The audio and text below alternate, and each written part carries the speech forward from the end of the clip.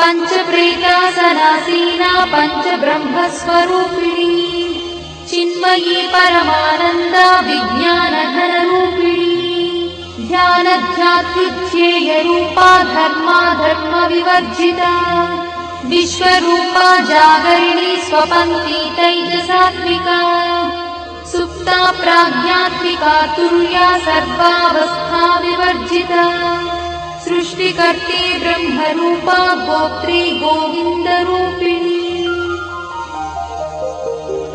संहारिणी रुद्ररूपा तिरोधानकरीश्वरी सदाशिवानुग्रहदा पञ्चकृत्यपरायणा भानुमण्डलमध्यस्था Bhairavi Bhagwani